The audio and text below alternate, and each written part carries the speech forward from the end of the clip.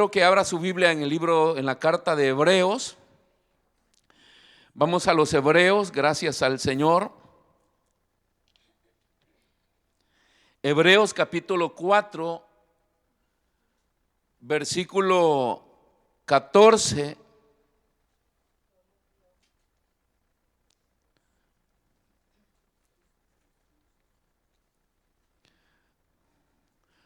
Ahí aparece el título, ¿verdad?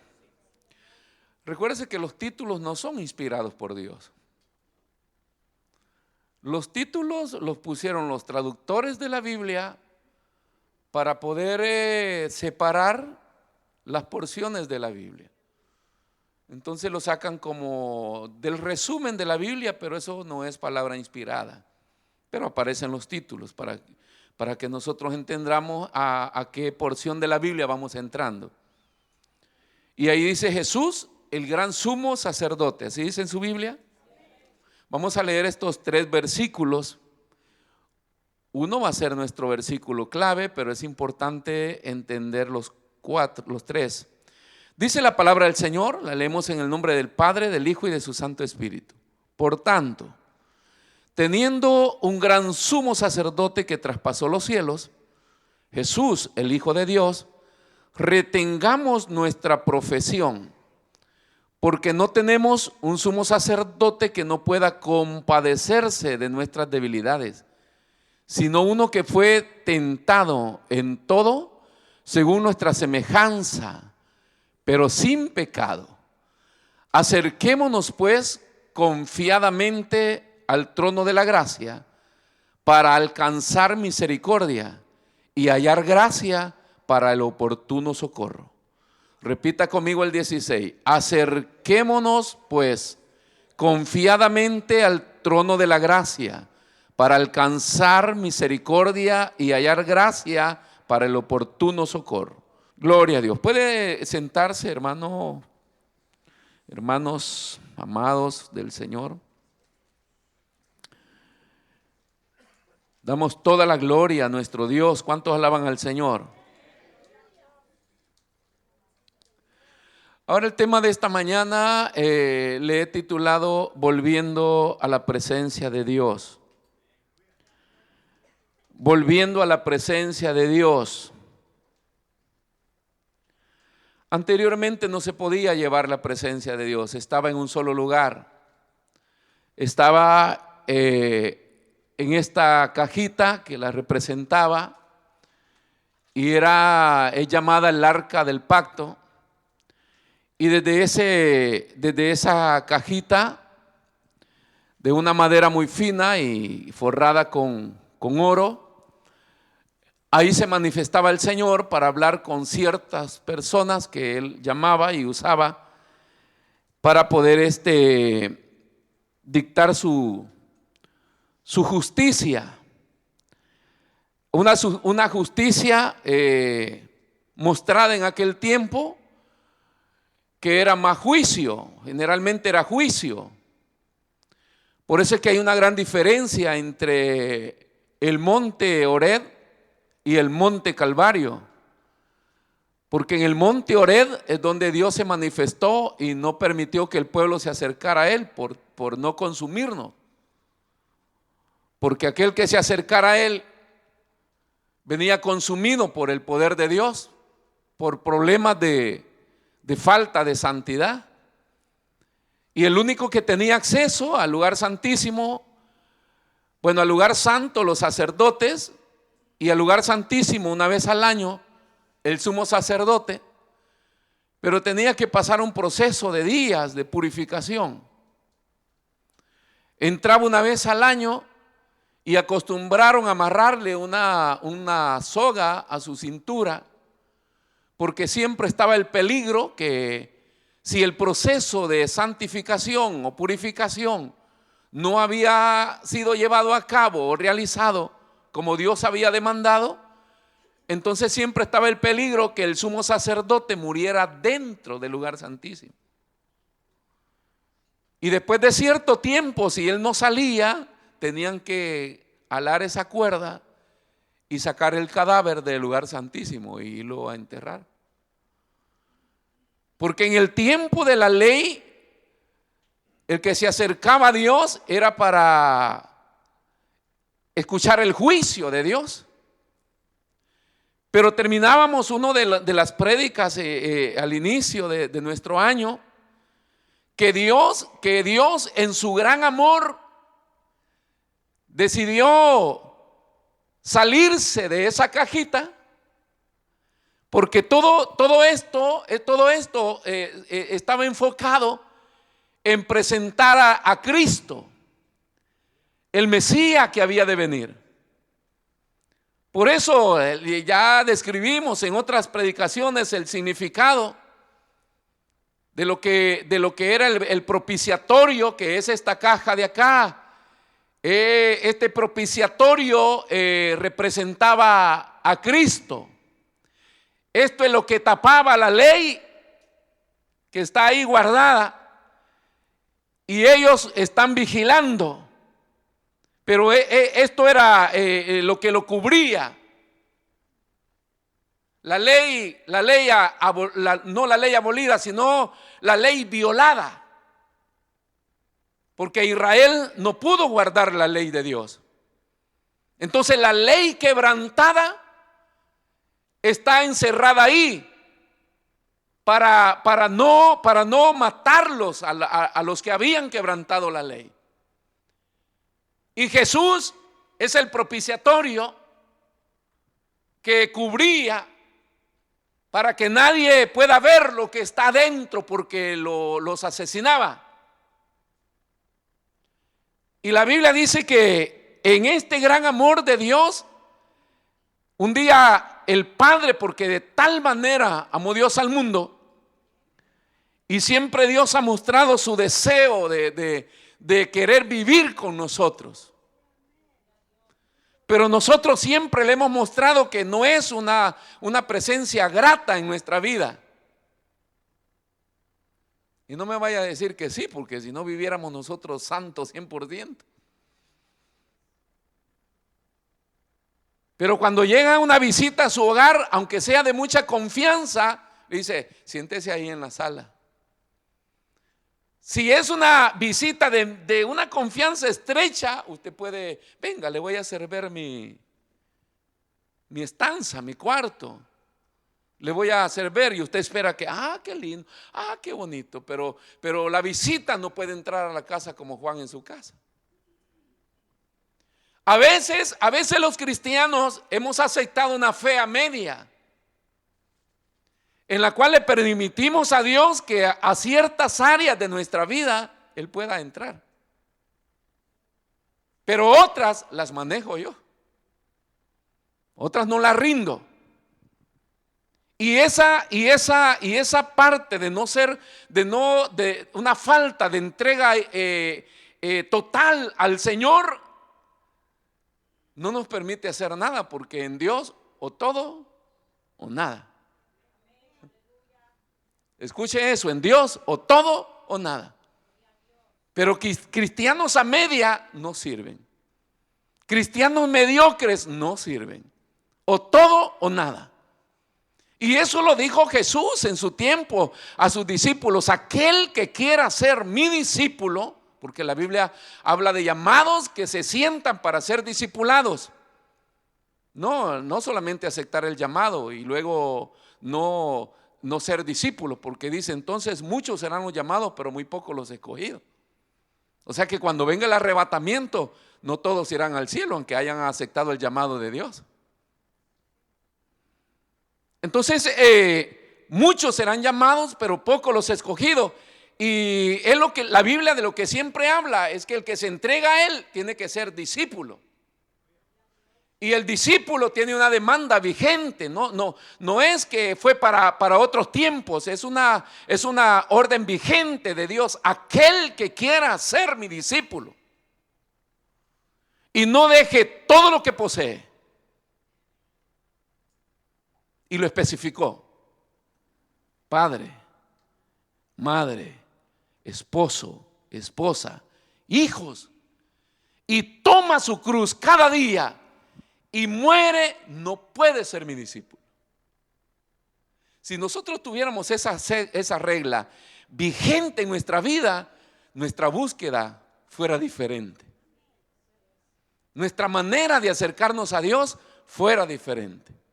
Porque entendiéramos la regla que nos va a medir.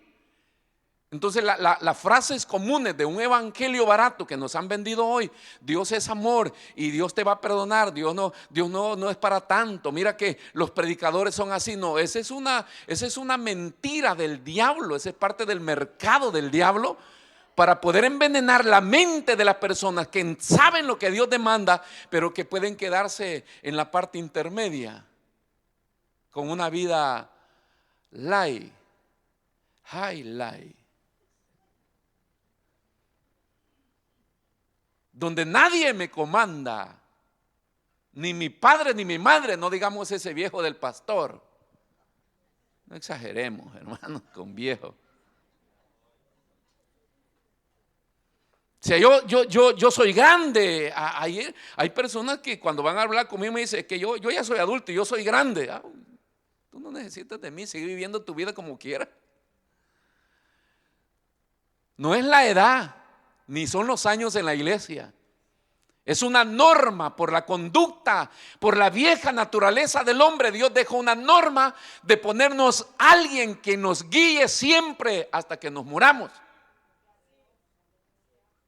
Por eso siempre se busca a un consejero, a un anciano, porque en los ancianos está la sabiduría. Por eso que un líder de jóvenes fue al anciano y le dijo: ¿qué consejo nos daría usted para esta generación? Y él le dijo: nunca olviden llevar su cargador a donde quiera que vayan. Porque como hoy solo andan dependientes del teléfono, ¿qué le podemos decir a una generación que se vició? Y que hay una norma establecida por Dios que no ha sido modificada ni por las versiones de la Biblia, porque las versiones de la Biblia son para suavizar el vocabulario. Pero cuando usted va a la traducción hebrea, el vocabulario es así, como fue dictado por Dios. Y es lo que nosotros debemos entender siempre. Entonces, Dios dice el Evangelio de Juan, capítulo 3, versículo 16, no lo pongan: porque de tal manera amó Dios a este mundo que envió a su Hijo unigénito, o sea, único. Al menos Abraham tenía dos, y dio al que no quería ofrecer al que no quería, pero Dios le dijo: no, al que amas. Pero Dios tenía solo uno, el único. Pero tanto Dios nos amó que envió a su Hijo, que ya venía representado acá para ser un intermedio entre la violación de los mandatos y la gracia de Dios. Por eso dice que murió y resucitó y se sentó a la diestra del Padre, donde es el trono abandonado del hombre por el pecado de Adán. Porque cuando Adán pecó, el trono quedó vacío, el trono del hombre. Jesús se sentó ahí para interceder por nosotros. Y se convirtió en el sumo sacerdote. Y dice que atravesó. Dice, tenemos este sumo sacerdote que traspasó los cielos. Porque entre el lugar santo y el lugar santísimo había una cortina azul púrpura, que dividía esos dos lugares, pero que de ahí para el otro lado nadie podía pasar. Y entonces nadie podía hacer el oficio que le correspondía a la tribu de Leví, que era el oficio del sacerdocio para ministrar al Señor. Y algunos en la historia que abusaron y que traspasaron los linderos, intentaron hacer lo que no les correspondía hacer, salieron con juicio de ahí. Que en aquel tiempo el juicio era lepra. O sea, un cuerpo leproso, una persona leprosa, Era señal de que la persona había pecado. Aún hasta la sarna que tenía Job fue considerada lepra. Y los amigos que vinieran a consolarlo, cuando lo vieron, dijo: este ha pecado. O sea, este está bajo juicio de Dios. Porque ciertas personas podían entrar a ciertos lugares para hacer el oficio que Dios les había mandado. La Biblia dice que nosotros somos un cuerpo y que cada uno de nosotros somos miembros de ese cuerpo, pero cada uno ha sido colocado en su lugar para hacer una función del cuerpo. El dedo no hará la función de la mano, la oreja no hará la función del ojo, cada quien se mantiene en su área. Y cuando alguien atravesaba el lindero privado que Dios había establecido, entonces el juicio de Dios venía, y en el tiempo de la ley la persona moría inmediatamente. Eso, hermano, eso allá en Israel en ese tiempo todos los días era un chorro de muertos arrastrados de los pies para afuera.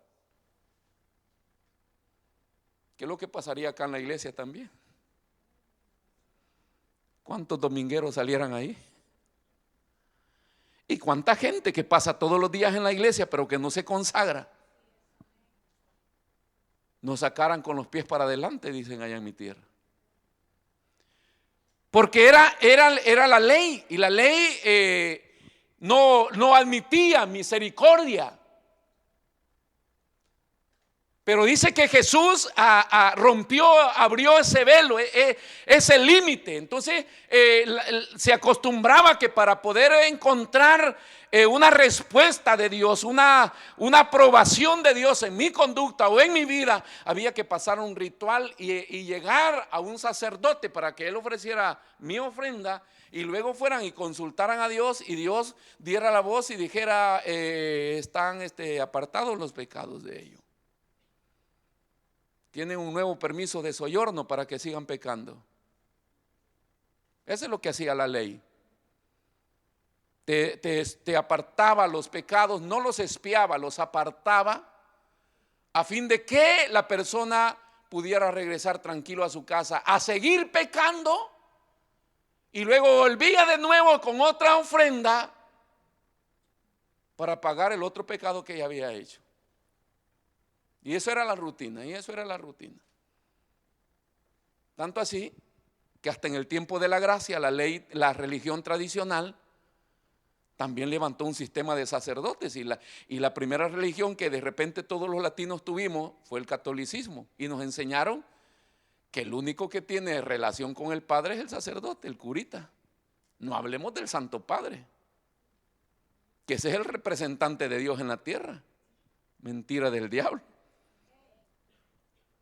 Pero como ese es el modelo antiguo, ese mismo modelo lo trajeron a la religión basado en otros intereses, porque la religión no está interesado en que usted vaya a la eternidad.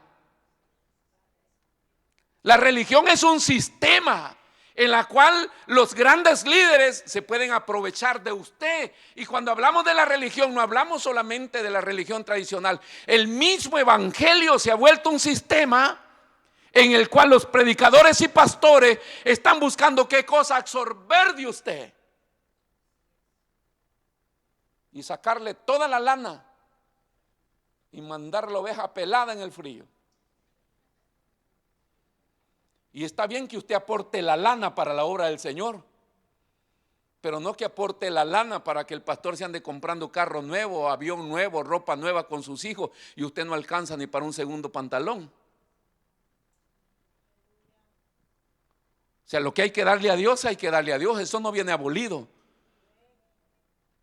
Pero tampoco somos llamados a que ustedes enriquezcan al líder y que el líder vaya con esos intereses hacia la congregación. De ninguna manera. La iglesia sana del Señor dice que estableció el ministerio quíntuple, a fin de que este ministerio quíntuple velara por la formación, la educación, la preparación de cada miembro de la iglesia, a fin que estuviera apto delante del Señor para ejercer la obra del ministerio. Ese es el trabajo, esa es la vocación Ese es el llamado que Dios nos ha dado.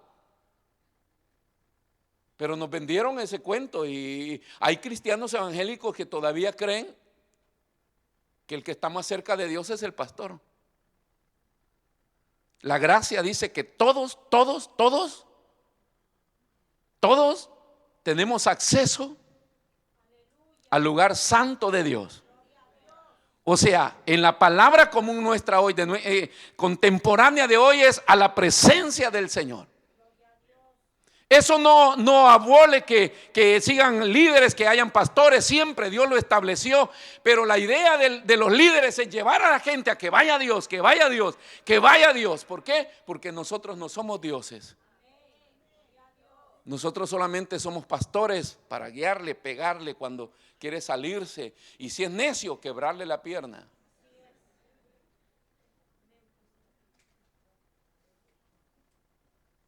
El pastor está autorizado a quebrarle la pierna. O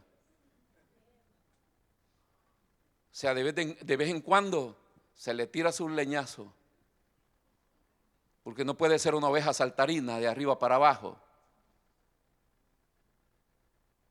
Entonces hay que tirarla en la mesa y tirarle la pierna y ¡pam! Un golpe seco. Adiós hueso. Deja de saltarse el redil. Entonces, eso es lo que Dios hace, y para eso Dios nos puso. ¿Por qué? Porque Dios está interesado en nuestro crecimiento espiritual, en nuestro desarrollo espiritual. Y cuando la Biblia dice que Cristo traspasó, es porque nadie tenía acceso a Dios. Pero la gracia vino a darnos acceso. Y el versículo 15 menciona algo maravilloso. Vamos a ver el 15 o el 16. El 16, que nos acerquemos confiadamente para alcanzar. La gracia activó la misericordia. La ley no tenía misericordia. La ley es el que peque, ese muere. Pero la gracia activa la misericordia para que el hombre entre delante del Señor y pida perdón y se arrepienta de sus pecados. Este es un gran privilegio, y alguien puede decir: ¿para qué me sirve un pastor? Bueno, en el camino necesitamos siempre un consejero. Pero el hecho de que tenemos la entrada gratuita delante de la presencia del Señor es una gran responsabilidad. Porque ya no es el sumo sacerdote una vez al año agarrar toda la culpa del pueblo, y aún el riesgo de morir del sacerdote era por el pecado del pueblo, no por su pecado. Y él, imagínense, si el Señor me hubiera llamado a sumo sacerdote en aquel tiempo, yo le hubiera dicho no. ¿Yo por qué voy a morir por culpa de otro?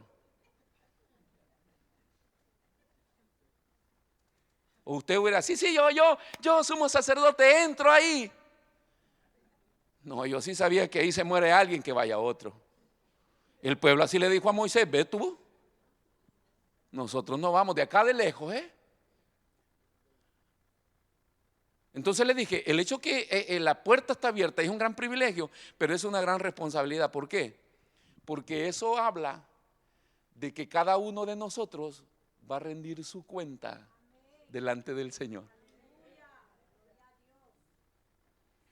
Yo no voy a hacerlo salvo a usted, ni mi santidad le sirve a usted. Hay cosas propias de los cristianos que no se pueden prestar. Y esto lo he predicado siempre en la parábola de las 10 vírgenes. Cuando despertaron las 10 y el novio venía, las que tenían aceite se fueron. O sea, las que tenían relación, presencia, unción de Dios, se fueron con el Señor. Y las otras, danos aceite, prestándonos. Y eso, no vayan a buscar. Mi consagración es mía, no es suya. Y su consagración es suya, no es mía. Usted no me va a hacer salvo a mí, ni yo le voy a hacer salvo a usted. Aquí alma que pecare, esa morirá, y alma que se santifique, esa partirá a la presencia del Señor. Por eso es que no existen todas las mentiras, ¿verdad? De los pagos de misa y todas estas cosas para sacar, porque no existe ni purgatorio ni parte intermedia para la persona que muere. La persona que vive, si no consagra su vida para Dios, cuando se muere, se le terminó el tiempo y él va al lugar que tiene que ir en base a lo que hizo en la tierra. Y si es pecador, pues va a condenación. Pero si amó al Señor, va a la vida eterna. Pero ningún rezo, ninguna misa, por cara que sea, te va a sacar del purgatorio, que no existe. Porque la Biblia no lo dice, ni Dios lo dice, lo inventaron los hombres. ¿Para qué lo inventaron los hombres? Para estarte sacando plata aún después de muerto. Por eso le decían a mi abuelo: abuelo, el 1 de noviembre le decían: abuelo, porque el 2 se coronan los muertos allá en mi tierra. Dice: mañana es el día de los difuntos, no va a ir a coronar a su hijo. Y ese bendito hijo a mi abuelo le había sacado plata, porque ese era matarín con su pistola, y lo llevaban preso y el viejito iba a pagar y a pagar, hasta que una mujer lo mató. Tan hombre que era que una mujer lo mató. Y mañana es el día de ir a coronar. Y el viejito decía: estos infelices que se mueren y todavía quedan molestando. Y ya después de muerto, hermano, hay gente que va todos los días al cementerio a ver qué. Quiere que le cuente cómo se desintegra el ser humano. Y la carne se pudrió y ahí no hay nada ya. Y puede encontrarse los huesos por ahí, porque esos permanecen ahí: el pelo, los dientes, los huesos. Pero el alma, desde el momento que la persona aspira, ¡pah!, el espíritu fue devuelto a Dios porque Dios lo dio, y su alma va a un lugar de condenación que se llama infierno, esperando la segunda muerte para salir del infierno y pasar a otro lugar peor, que se llama el lago que arde con fuego y azufre. Esa es la historia del que se muere y que no hizo nada cuando estuvo en vida de buscar a Dios. Entonces nadie de los vivos puede hacer nada por un muerto. Eso lo dice la Biblia, no lo digo yo. Entonces cuando la gente dice: allá en el cielo mi viejita me está viendo, y dice: yo tengo un ángel que me cuida allá. Los muertos, dice la Biblia, no tienen nada que ver con los vivos. Pero Satanás sí es astuto. Y cuando alguien cree en la manifestación de los muertos, entonces él llama a un demonio, así en italiano, furbo, el más furbo del infierno, y dice: manifiéstatele en el cuerpo del muerto, de esa persona. Y ahí viene la personificación.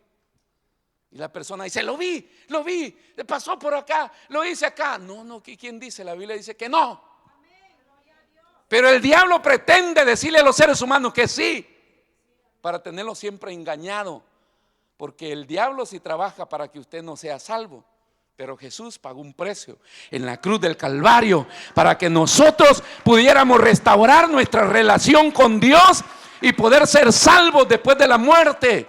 Por eso es que el evangelio no es una religión para apaciguar nuestra conciencia en vida. El evangelio es un mensaje de buena nueva, de cambiar su vida para que cuando se muera usted vaya a la presencia del Señor.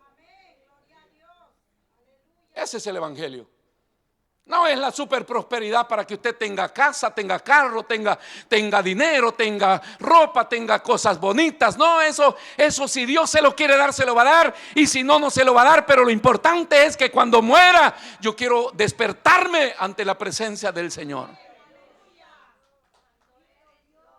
Y no quiero despertarme donde la conciencia del ser humano martiriza al ser humano. Porque esa es la mayor condenación.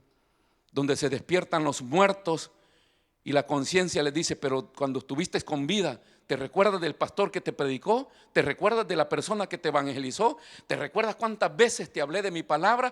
Y esa conciencia es la que tortura al condenado en el infierno. Porque cuando estuvo con vida pudo venir al Señor. Ven a Él. Ven a Él. que te espera tu buen Salvador. Ven a Él, ven a Él. Esa alabanza es una alabanza de llamamiento, donde Dios está con sus brazos abiertos diciéndole a su criatura, al ser humano: ven a mí. Yo pagué un precio en la cruz del Calvario para perdonar tus pecados.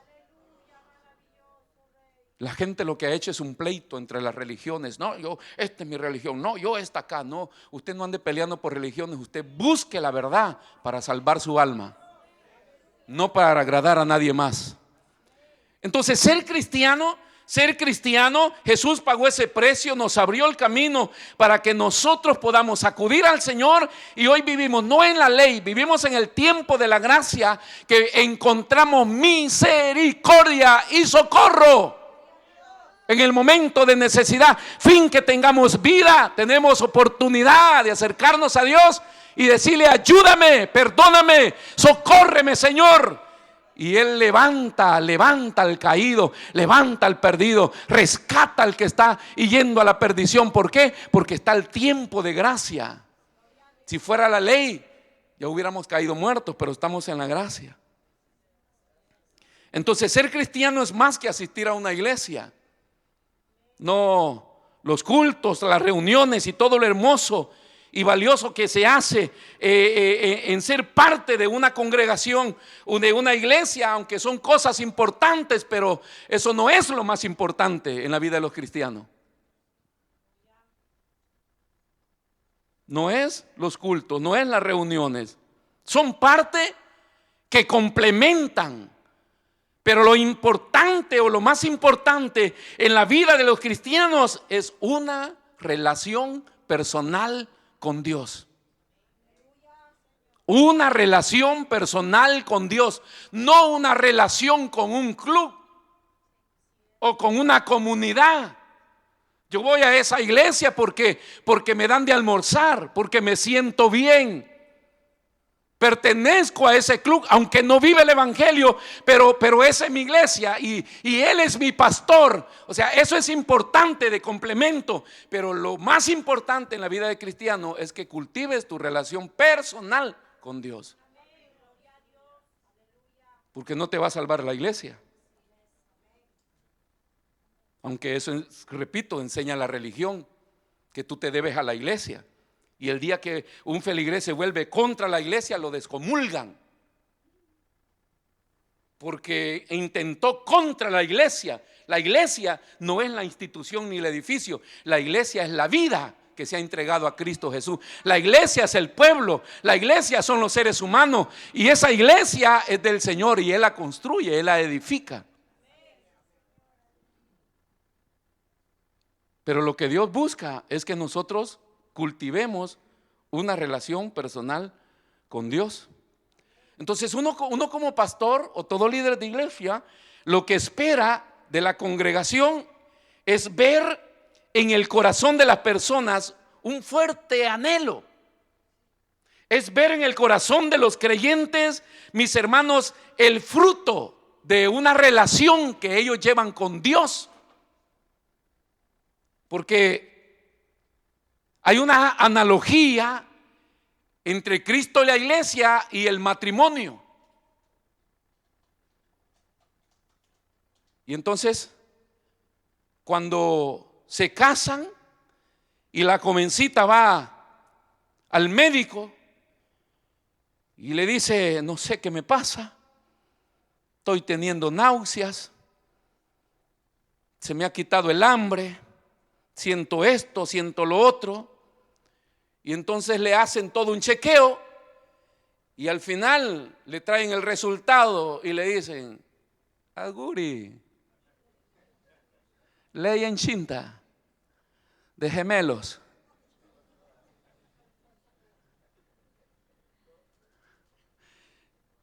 Y aunque asusta, se ven la cara el uno al otro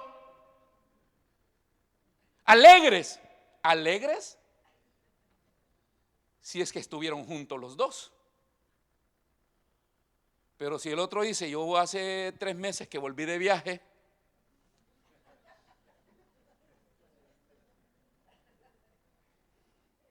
Entonces esta cosa está rara acá. Pero la evidencia de esa noticia es que muestra que esa pareja, a través del amor, ha tenido ¿qué? Intimidad. Y la relación íntima ha hecho posible que hoy venga una criatura. Entonces la relación con Dios, la evidencia de que los cristianos tienen relación con Dios es que manifiestan el fruto de esa relación. Entonces la mentira, la bobada esa del diablo que dice, yo sé cómo estoy con Dios. No se deje engañar. Porque que usted sabe cómo está con Dios, lo deben saber los demás porque lo ven. Que una persona es de Dios, que una iglesia es de Dios, no es una posición de declaración, sino que es una manifestación evidente de que Dios está ahí. Pero si Dios no se manifiesta así, si Jesús no se evidencia en una vida y en una iglesia, por mucho que digamos, mira, esta iglesia ora, esta iglesia busca, nosotros acá, nosotros allá, si no hay evidencia de que Dios está, ahí no hay intimidad. Por eso los viejos ya no tenemos hijos, porque ya no hay intimidad. Y se agota la fábrica. Pero los jóvenes que aún me dicen, pastor, ya no puedo porque yo ya cerré la fábrica. No importa, yo tengo un Dios poderoso que la abre.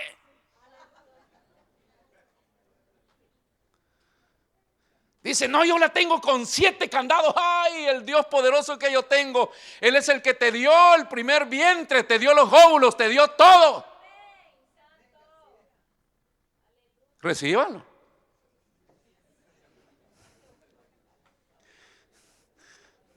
Isaac está cazando todo ahí.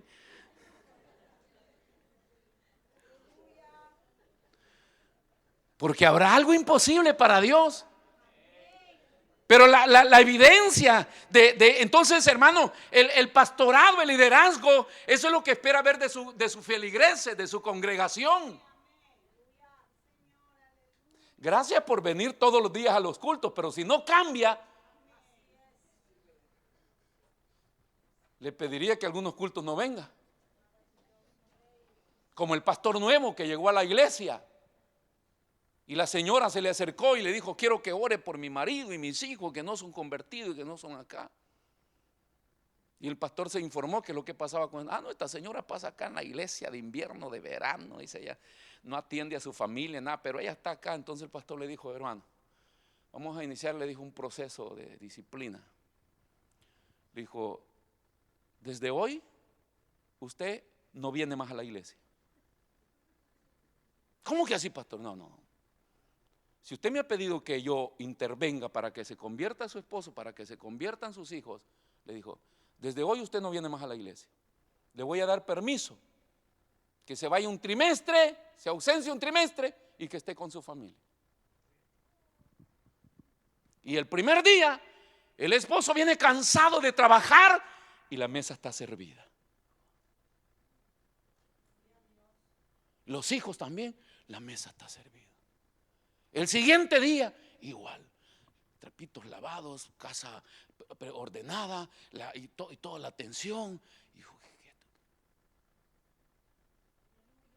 Cuando le pasó el castigo a los 3 meses, dijo, hoy sí me voy a la iglesia. Le dijo el esposo y los hijos, nosotros también nos vamos contigo. Porque a veces nos involucramos tanto en la actividad de la iglesia y pensamos que con 5 minutos que oramos, que Dios cambia al esposo, que Dios cambia a la esposa, que Dios cambia a los hijos, cuando estamos descuidando cosas prácticas que conllevan a ese rendimiento de cada persona. La evidencia de que una persona tiene a Dios y está con Dios es que las demás personas, hasta los impíos, logran verlo. Hasta los inconversos, no digamos los cristianos. ¿Cómo que no nos vamos a dar cuenta que una persona no tiene intimidad con Dios? Si lo logran distinguir aunque los impíos, los inconversos. Entonces ese es el gran trabajo. ¿Por qué? Porque hay peticiones en las iglesias por conversiones, pero nadie hace nada en su casa para poder convencer a esa persona que cambió. que Dios cambió su vida. Y eso es lo que Dios espera. Y eso es lo que nosotros también como pastores quisiéramos ver en las iglesias, con muchas personas que sí están enroladas en tanta actividad en la iglesia, hermano, pero a veces no, ese fruto espiritual no se ve.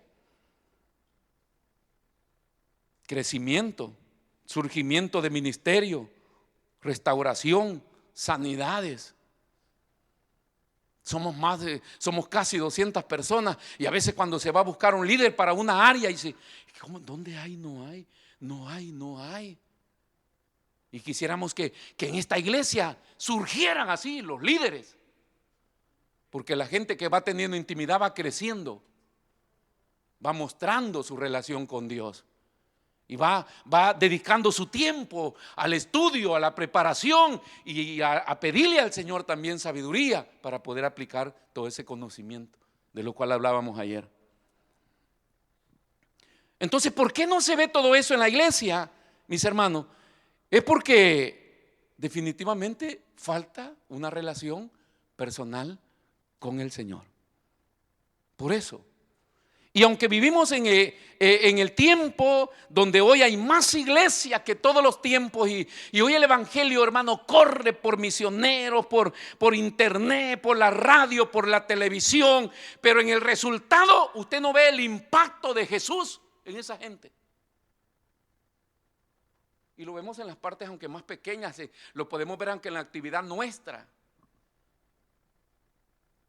De cuánto hacemos para impactar y no se logra impactar. Y a veces, bueno, concluimos diciendo que la sociedad es dura, que las personas han cambiado, que esto acá y que lo otro acá, pero el evangelio no se ha desgastado, el poder de Dios no se ha desvanecido, permanece de la misma manera y se han rendido gentes poderosas, se siguen rindiendo. Si usted es curioso y va a indagar testimonios que hay actualmente de gente que Dios está llamando, sacándola de las cabecillas de las drogas, de la delincuencia, y se están dejando todo por predicar el evangelio. Cuando usted ve eso, se da cuenta que aún hoy el poder de Dios sigue vigente. Y que aunque los seres humanos cambien y se vuelvan duros, no hay dureza cuando los cristianos tenemos intimidad con el Señor. Porque tener intimidad con el Señor es tener algo que dar, que no es nuestro, que es del Señor. Por eso es que en este 2026 Dios puso en mi corazón el peso de volver a su presencia. Volver a su presencia. Dios siempre ha estado acá.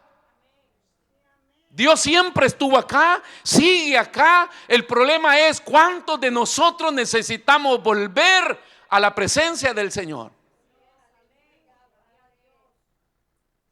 Y no hablamos de personas que están sentadas, hablamos de los que estamos parados haciendo algo. Se supone siempre que, por eso es que cuando viene ese rema, algunos que van en confusión porque se supone que somos cristianos, que oramos, que conocemos de Dios. ¿Cuál es el motivo por el cual hay que traer la presencia del Señor? Porque aunque nosotros digamos que hacemos todas esas cosas, la evidencia dice que no. La evidencia dice que no. Somos una iglesia que tenemos mucha actividad y hacemos tantas cosas. Acá está el Señor, sí, pero la evidencia en la vida de la persona dice que no. Porque no hay resultados. Entonces lo que se necesita es tener ese tiempo con Dios para que nosotros podamos tener algo de Dios del cual le podamos dar a la gente, como en el caso de Pedro y Juan, que van en su costumbre, en su actividad de ir al templo a orar como les demandaba la ley. Ellos no habían perdido sus hábitos cristianos, su devoción hacia Dios. Pero cuando se encuentran con el cojo de nacimiento, aquel hombre que tenía todos sus pies no solamente torcidos, cortos, porque así había nacido, y le pide limosna a ellos. Ellos son movidos a misericordia y se paran delante de él y le dicen: no tengo oro ni plata, pero lo que tengo te doy. Y tomándolo por la mano derecha le dicen: en el nombre de Jesús, levántate. y se oye una tronazón de huesos y comienzan a crecerle sus miembros a esta persona, se le enderezan, queda de pie, comienza a saltar y a danzar y entra juntamente con ellos al templo danzando, alabando y glorificando a Dios. Eso es evidencia de que hombres que tenían relación con Dios tenían algo que dar.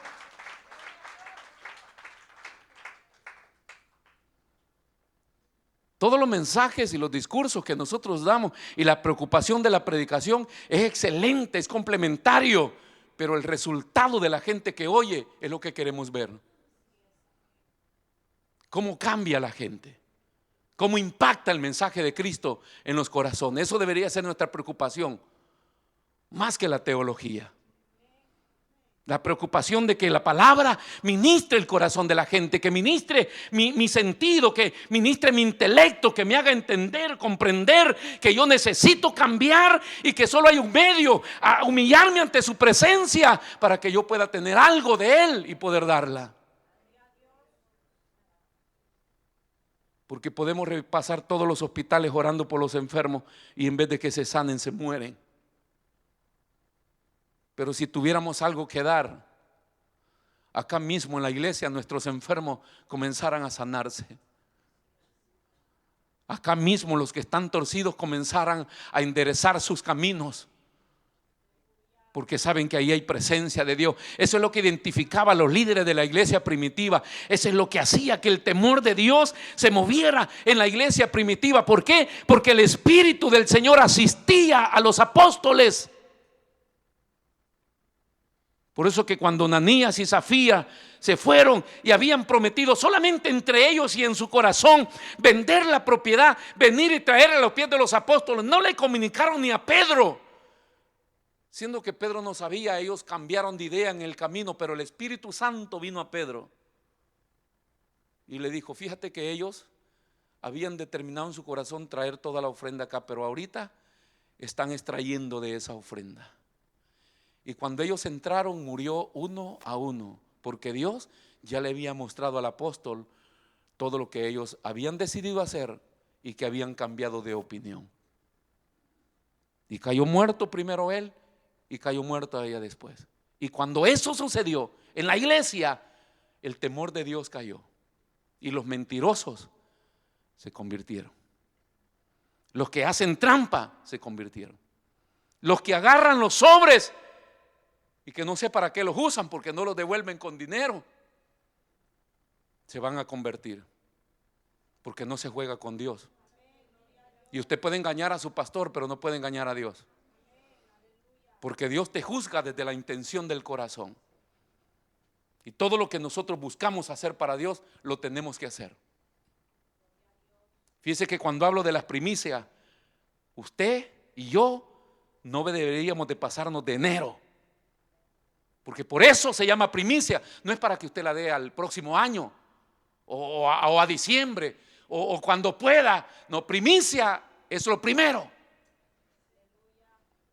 Y si hay un mes en el cual yo debo acercarme, yo le pido al Señor: en este mes provéeme, Señor. No importa lo que yo tenga que dejar de hacer, pero yo debo cumplir, porque la obediencia es la bendición de mi vida.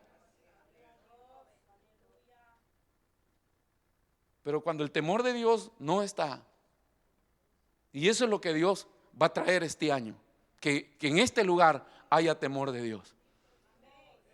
Y que Dios nos declare así cara a cara cuando hagamos cosas equivocadas y que tenemos que cambiar. Porque los mensajes suaves suavizan el alma, hacen que las personas vivamos y hagamos como nosotros queramos. Cuando no hay ley, cuando no hay Dios, la gente hace como quiere. Pero por eso necesitamos acercarnos a Dios, a fin de que tengamos algo de Dios, para que la presencia del Señor reine acá. Ahí por esa puerta no debería entrar a nadie que venga con instinto carnal, si nosotros tuviéramos la presencia del Señor. Les aseguro que se convirtieran nomás que entrar ahí. Porque hay personas que vienen solo por carne nada más. Hay personas que entran solo por tradición nada más. Hay personas que vienen a veces solo para juzgar y criticar, pero ellos no son culpables. Culpables somos la iglesia que creemos en el Señor y que no tenemos intimidad con Él, para que en este lugar, al menos en estas 4 paredes, cuando nos reunimos, el Espíritu de Dios nos asista, nos revele, nos muestre, para corregir la mente y la vida de toda persona que, por muy equivocada que venga, puede cambiar al encontrarse con el Señor. Y que no termine solamente contento porque Dios le hizo un milagro, sino que el cojo entró al templo alabando y glorificando al Señor. O sea, su vida se volvió devota al Señor también por lo que Dios le había hecho. Está bien que usted traiga a la gente y de invitarle un plato de comida, pero no le acostumbre a estarle dando comida todos los domingos. Usted tiene que saber y ser consciente, dice, cuando ponga la primera patota ahí en la puerta de la iglesia, que lo tome, papá. Y después ya ni le voy a invitar comida, Él me va a invitar a mí. De agradecimiento que lo traje. Entonces nosotros como cristianos siempre todo va basado en traer la gente a Dios. Todo bien que podamos hacer, todo obrar tiene que estar basado en ir empujando a la gente. Venga, venga, acérquese a Dios, porque su vida puede cambiar. Solamente Dios le puede cambiar su vida, no la religión. Dios es el único. No acostumbremos a la gente nueva que viene a que se vuelva un religioso más, metámoslo al altar. Pero nosotros tenemos que ser los primeros. Usted, cuando traiga a alguien, dígale: si usted me ve que yo me levanto y corro para el altar, venga detrás de mí, o agárrelo. Porque los viejitos, los 7 ancianos que compraron el teatro allá en Rusia hace años, hermano, ellos danzaban en la inauguración del local. Los 7 viejitos, el más anciano, el más joven, tenía 90 años. Y el pastor, asustado porque el alcalde que le iba a dar el permiso para abrir la iglesia estaba sentado ahí. Y después de correr en todo el culto, uno de los ancianos viene y se le sienta en las piernas al alcalde.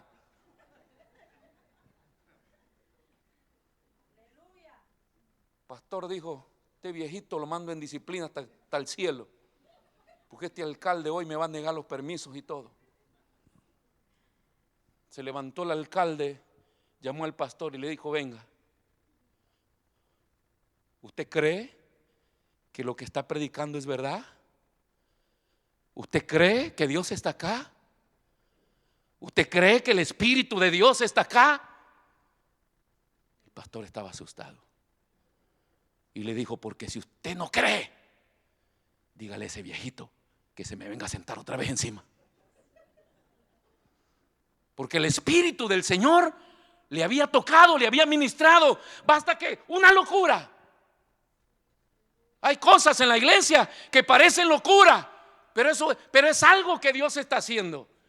Y ese alcalde se convirtió y le firmó todos los permisos, y así abrieron la iglesia más grande en Rusia por esos 7 viejitos que no había ni congregación, pero ellos la querían para la congregación que venía, porque solo eran 7. Y el teatro que compraron era, no sé, para 30,000, 40,000, no sé cuántas personas. No, para 3,000 o 5,000, algo así. Que tengamos algo que dar, hermano. Que no tengamos solo el carisma, lo que tiene cualquier persona humana, caballeroso, amable, gentil. Todo eso está bien, pero eso no cambia a las personas. Tenemos que dar de lo que no es nuestro, de lo que es de Dios. Eso es lo que esperamos siempre. Entonces la pregunta que surge es: ¿cómo está o cómo ha estado nuestra relación con Dios? A veces cuando se pregunta a los cristianos: ¿cómo está tu relación con Dios? A veces las personas dicen: estoy bien, hoy ya estoy viniendo a la iglesia más seguido. Dice: he estado escuchando unas prédicas que me han llegado hasta lo profundo del corazón. Y a veces uno de pastor tiene que decir: no has entendido. Te he preguntado cómo está tu relación con Dios. Tu relación con Dios no tiene nada que ver a cuántos cultos vienes, ni cuántos libros lees, ni cuántos mensajes escuchas por las redes sociales, ni cuántas manitas le mandas a los mensajes que publicamos nosotros. Cuando te preguntan cómo está tu relación con Dios, te están preguntando: ¿has tenido un tiempo de tirarte de rodillas tú solo y Dios? En tu oficina, en tu trabajo, en tu casa. No estoy diciendo que es malo, hermanos, leer libros, escuchar mensajes, cantar, andar escuchando alabanza. No estoy hablando de eso, pero lo que estoy hablando es cuál es el tiempo que le estamos dedicando personalmente a Dios. ¿Qué es lo que Dios nos está exigiendo este año a todos? Que se romperían tantas cosas, no solamente en la iglesia, sino en nuestros hogares, si nosotros entendiéramos lo que significa, cómo está mi relación con Dios.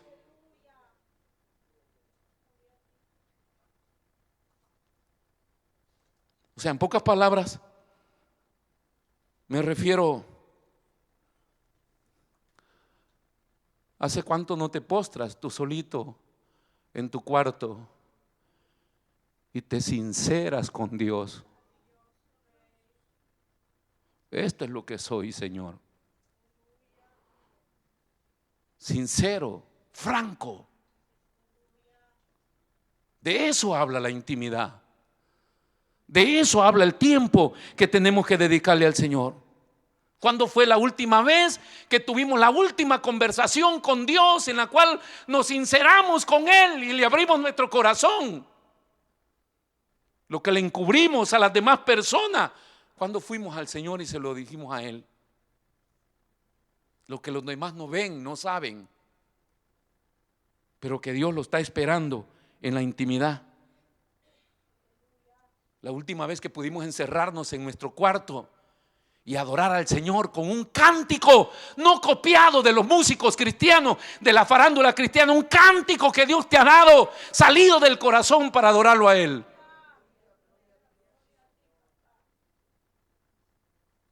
A veces cuando estamos de rodillas delante del Señor, siempre nos vienen palabras de adoración, cánticos espirituales, decía el apóstol Pablo. ¿Qué traéis, pues, hermanos, cuando los reunís? Hay cánticos. Estaba la salmodia, que eran los salmos que usaban para cantar, pero luego decía aquí: ¿cuántos traen cánticos espirituales? Porque si te dan el privilegio de cantar un canto, ya viene imitando al famoso de la farándula. Lo que Dios quiere en la intimidad es lo que yo soy, lo que yo pueda darle a Él. Y eso es lo que Dios siempre espera de nosotros. Y si eso no ocurre, estamos en crisis espiritual. Porque por muchas cosas que hagamos, no se va a evidenciar en la vida de la iglesia, ni en nuestras vidas, ni en nuestra familia. No sé si le ha sucedido que está siempre en la iglesia, pero no ve bendición por ningún lado. Entonces, esta frase me encanta mucho, porque habla confiadamente.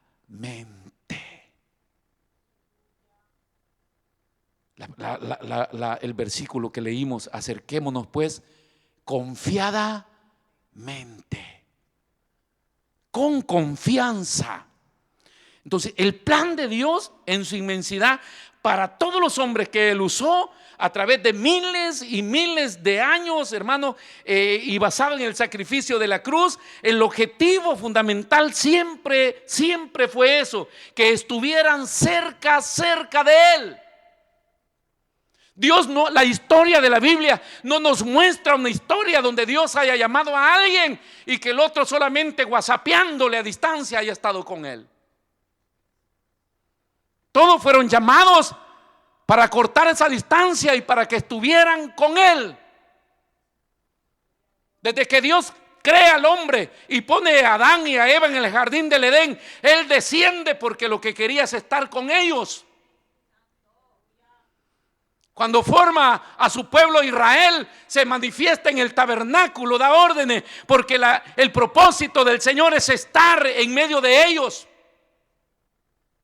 Enviarnos a Jesús tuvo que ver con eso, por eso se llama Emmanuel, Dios con los hombres. Porque el propósito de Dios siempre ha sido estar con nosotros, convivir con nosotros, cerca de Él. Jesús llamó a 12 hombres y los llamó para que estuvieran con Él, que vivieran con Él, que comieran con Él, que durmieran con Él, que escucharan, que vieran su vida, que absorbieran todo de Él,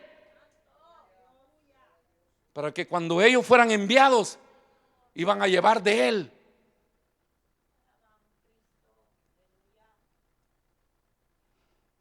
Muchos entienden llamados hoy, porque todo el mundo dice: sí, yo entiendo que tengo un llamado, pero no entienden que después del llamado se debe aceptar el discipulado.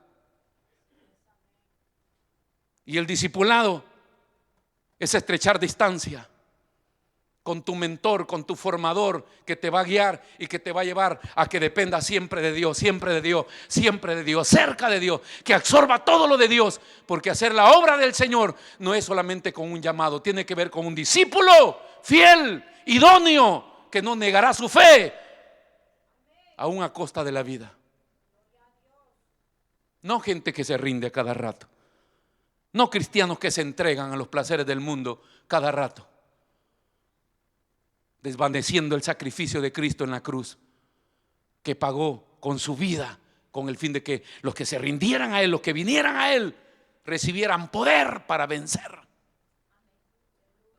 El poder que el Señor nos da primeramente se activa para vencer contra los apetitos y los deseos carnales, a pelear la carne con el espíritu, a fin que yo luche hasta que sea dueño de mi espíritu. Y cuando el hombre es dueño de su espíritu, es determinante porque toma decisiones propias y sabe lo que le conviene y lo que no le conviene. Por eso es que habla de un rendimiento total, acercarse a Él. Entonces el propósito de Dios es que nosotros nos acerquemos a Él. Y le digo esto: no que trabajemos para Él. ¿Se recuerdan del activismo? El activismo es eso: trabajando para la obra del Señor, trabajando para la obra del Señor. Y eso es complementario, pero a eso no nos llamó el Señor, nos llamó para que estemos con Él. No ser uno más en la reunión, o en el culto, o en la congregación, sino para que estemos con Él, cerca de Él.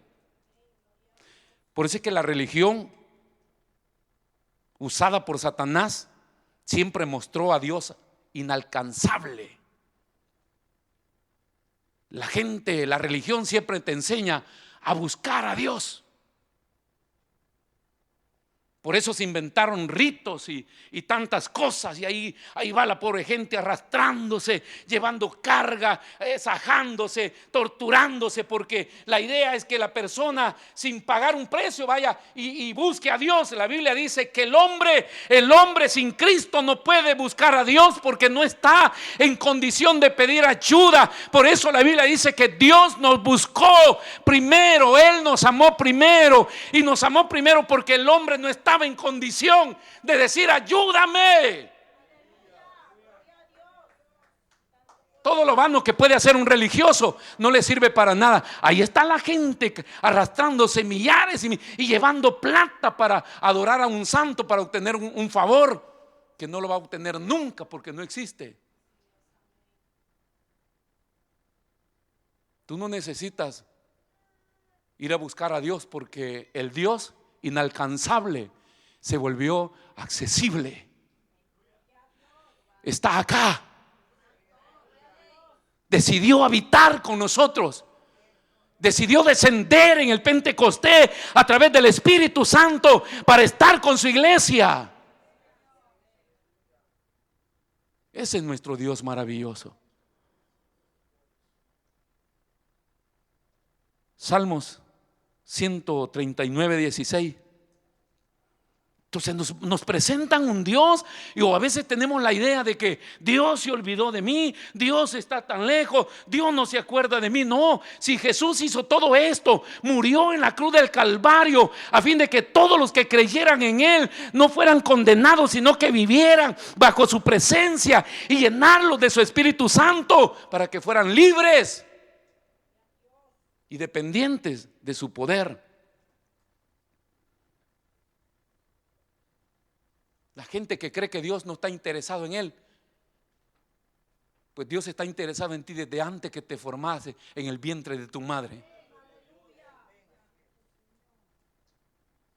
Nadie ha nacido acá por casualidad. No importa la trayectoria y las decisiones que las personas adultas tomaron, pero desde el momento que nos formamos en el vientre de nuestra madre, los ojos de Dios estaban ahí. El diablo quiere trastornar a la gente y decirte: tus padres no te quieren, te abandonaron, te dejaron, porque quiere marcarte cicatrices en tu alma para que sean patrones que no te permitan buscar de Dios. Pero la Biblia te dice la verdad: antes que te formases en el vientre de tu madre, los ojos del Creador te estaban viendo ahí.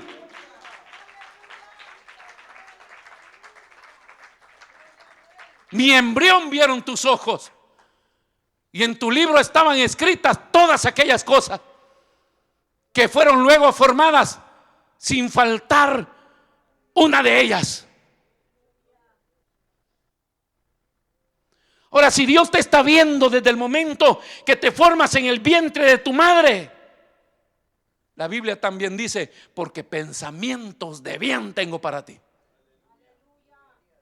Y lo que Dios tiene programada en un ser que nace no es una vida de desgracia. Eso es lo que el diablo y el mundo te da. Lo que Dios tiene formado para ti, lo que Dios tiene pensado para ti, ni lo logras ver. Por eso dice Jeremías: clama a mí y yo te responderé y te mostraré las cosas grandes y ocultas que tú no conoces.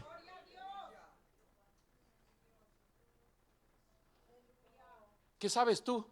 Que eres el futuro David. ¿Qué sabes tú? Que eres el futuro Samuel. ¿Qué sabes tú? Que eres el futuro pastor. ¿Cómo sabes tú que eres el futuro profeta de la iglesia del Señor para los postreros tiempos? ¿Cómo lo sabes que serás el hombre de Dios, que te vas a parar en las cadenas de televisión y radio para declarar la verdad del Señor? ¿Cómo lo sabes?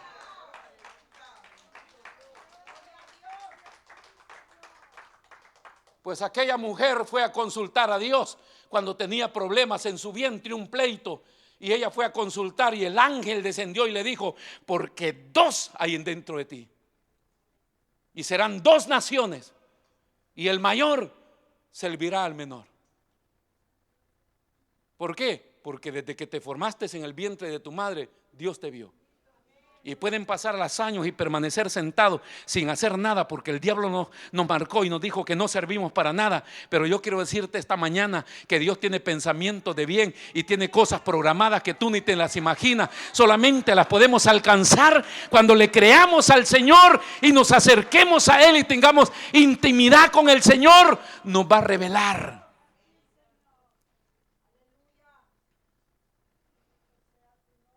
Porque esa es la omnisciencia de Dios. Todo lo sabe, todo lo ve. Que Dios no se preocupa de nosotros,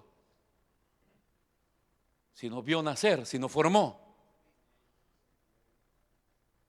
si Él decidió darme mi estatura, darme mi corporatura, darme mi color de piel, trasladarme los genes de mi padre y de mi madre.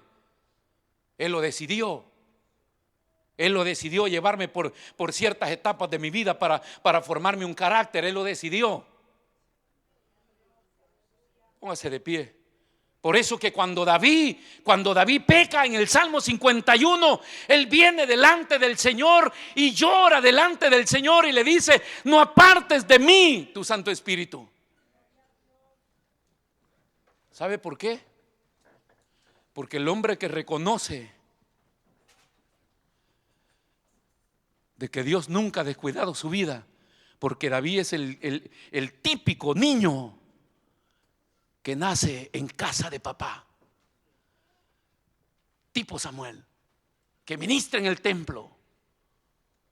David no fue como Samuel, que ministró en el templo, pero el Espíritu de Dios tomó control de su vida desde muy pequeñito. Y no sé cuándo iba al kinder o prekinder y le sucedían cosas de Dios. No sé cuándo iba a la primaria y le sucedían cosas de Dios. Hay niños muy espirituales que ni ellos entienden por qué les suceden cosas de Dios. A Jesús también le pasaban cosas y su madre y su padre la guardaban en su corazón. Pero cuando fue creciendo y entrando a la adolescencia, David fue entendiendo que a pesar que no pasaba mucho tiempo en casa de su padre y pasaba más tiempo en el bosque cuidando las ovejas, siempre veía a alguien que le cuidaba, que le abrigaba, que le quitaba el miedo, el temor, que le hacía feliz, que le inspiraba. Usted puede comprarle todos los instrumentos que quiera a sus hijos para que se vuelvan músicos y no se inspirarán nunca si el Espíritu de Dios no los ministra. Pero este jovencito ahí mismo arrastraba su arpa, hasta el bosque donde iba a cuidar las ovejas de su padre, y ahí entonaba las melodías. Hablar de los músicos de gran calidad en este tiempo no tiene comparación con hablar de David. Porque cuando buscaron un músico en el palacio del rey, ¿sabe a quién tenían que ir a llamar? A Beethoven. Pero llamaron a David. Amaba a Dios, amaba la música, amaba defender ovejas, amaba ser obediente a su padre, amaba tener ese tiempo con Dios. Pero cuando pecamos, el pecado destruye. Cuando el hombre peca, el corazón comienza a sentir la falta de protección, la falta de atención, la falta de afecto, de calor, de amor. Y David peca y comienza a sentir todas estas cosas. Y entonces él va en el Salmo 51 y sabe dónde ir. Y ahí ora. Y su oración se basa, porque la deducimos, se basa en la agonía que él tenía, porque se le estaba yendo aquello que para él era fundamental para su relación con Dios. Estaba sintiendo los últimos momentos de la presencia del Espíritu de Dios. Se está desprendiendo de él, se está yendo, le está dejando, y él sabe cómo poder adquirirla de nuevo, y va y llora ante el Señor. Y su oración se describe así: no sé cómo vivir sin ti. Toda la vida viví contigo. No sé cómo voy a vivir sin tu presencia. Tú eres el que me sacaste de detrás de las ovejas de mi padre y me pusiste enfrente de aquel hombre gigante y lo vencí, porque tú eres el que me llevaste ahí. Tú eres el que enviaste al profeta para que me ungiera con aceite. Y tú eres el que me tomó y me llevó y me sentó en la silla de rey para gobernar a tu pueblo. No sé vivir sin ti, oh Dios. No sé qué voy a hacer. Y él le dice: no partes de mí, por favor, tu Santo Espíritu.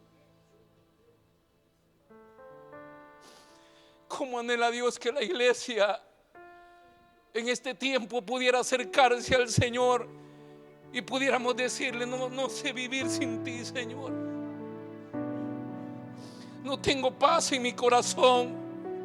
Quizás tengo buen empleo, tengo buena casa, tengo buena familia, pero no tengo paz, Señor. No sé qué es lo que necesito.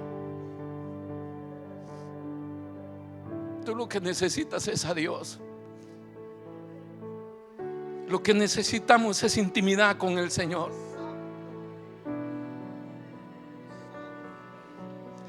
Y quiero estar en su presencia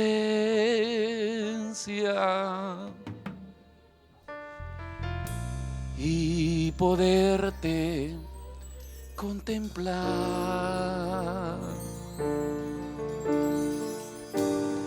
Necesito estar contigo. Hay alguien que se lo diga a Él esta mañana. Necesito adorar. Aleluya. Quiero estar en tu presencia. Sí, Jesús. Y poder. Tenemos acceso confiadamente para pedir misericordia. Ya no vives en la ley para juicio. No tengas miedo venir a Él. Salga de su silla y venga al altar del Señor confiadamente. Vamos, hermano, corra. Entre a la presencia del Señor. Derrame su alma ante su presencia. Ay, o que usted viniera corriendo como David. Si no lo sientes más, si no lo percibes más, dame de beber. Vamos, dígaselo. Y dame de beber de tu manantial. Aleluya. Eso es lo que quiere el Señor. Poderoso Jesús. Necesito